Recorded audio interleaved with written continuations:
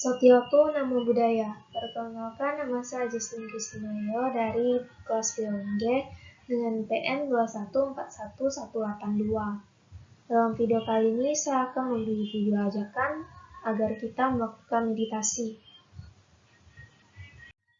Materi yang akan saya sampaikan yaitu yang pertama ada pengertian meditasi, yang kedua ada jenis-jenis meditasi, yang ketiga ada posisi dalam meditasi, yang keempat ada manfaat kita melakukan meditasi, yang kelima ada hal yang harus dipersiapkan sebelum meditasi, yang keenam ada hasil observasi saya setelah melakukan meditasi.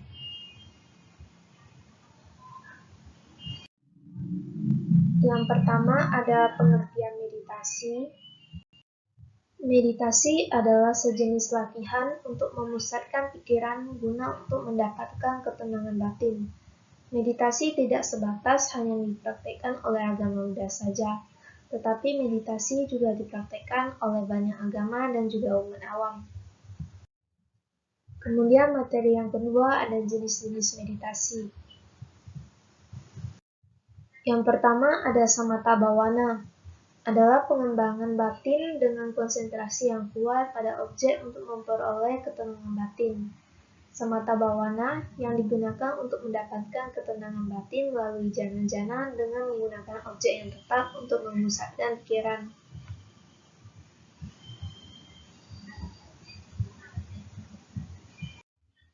Kemudian yang kedua ada vipassana bhavana. Vipassana adalah bhavana untuk memperoleh pandangan terang tentang hidup, tentang hakikat sesungguhnya dari benda-benda.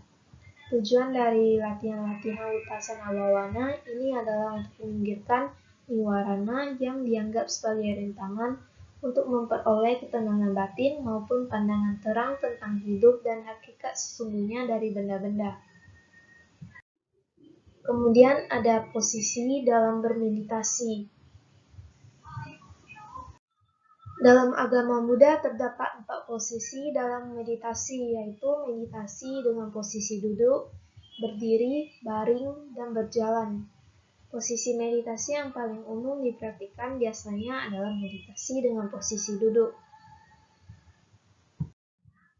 Gambar yang pertama adalah seseorang yang meditasi dengan posisi berduduk.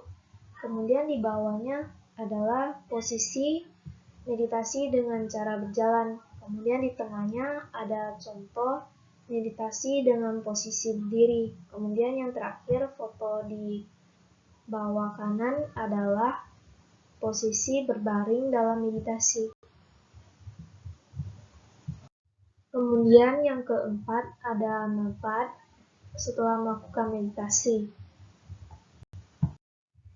Dalam pandangan Buddhis, meditasi memiliki manfaat seperti mendapatkan ketenangan dan kedamaian, meningkatkan emosi positif dan mengurangi emosi negatif dengan meditasi metta bhavana, dapat mensucikan hati dan pikiran, memperoleh kebebasan, membersihkan kekotoran batin, dan lain-lain. Selain itu, dalam pandangan sains, meditasi juga memiliki manfaat seperti mengurangi stres, melawan depresi, mengontrol rasa cemas, memperkuat daya ingat, lebih konsentrasi, menurunkan tekanan darah, bantu melawan kecanduan, dan meningkatkan sistem kekebalan tubuh. Dalam penelitian menunjukkan meditasi dilakukan pada orang lansia dapat meningkatkan perhatian, daya ingat, dan konsentrasi pada para orang lansia. Kemudian yang kelima, ada hal yang harus dipersiapkan sebelum meditasi, yaitu yang pertama, tempat. Pilihlah tempat yang tidak ramai atau tidak bising. Jika tempat yang kita melakukan meditasi bising, tentunya kita tidak akan fokus dengan meditasi kita. Kemudian waktu. Pilihlah waktu yang cocok untuk bermeditasi dan usahakan untuk konsisten di waktu tersebut. Misalnya kita pilih jam 11 atau jam tidur kita. Tentunya kita tidak akan fokus dalam meditasi karena kita ngantuk, soalnya itu merupakan jam tidur kita. Kemudian yang ketiga, guru sebagai penunjuk jalan. Guru dapat mengajari kita meditasi yang benar, sehingga kita dapat menghindari meditasi yang salah. Kemudian ada hasil observasi saya setelah mempraktekkan meditasi.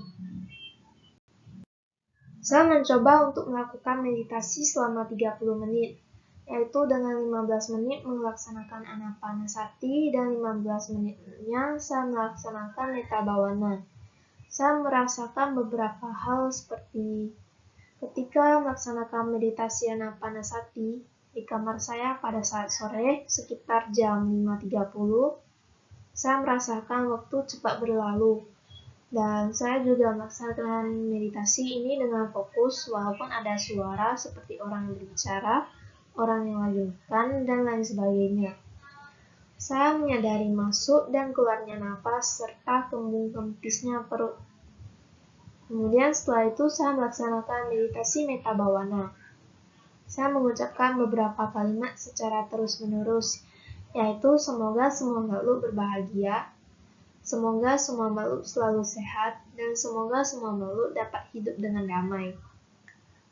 Setelah melakukan meditasi, saya melanjutkan kuliah saya pada jam 6 WIB, dan pada saat itu saya merasa lebih fokus terhadap materi yang disampaikan oleh dosen-dosen mata kuliah pada hari itu.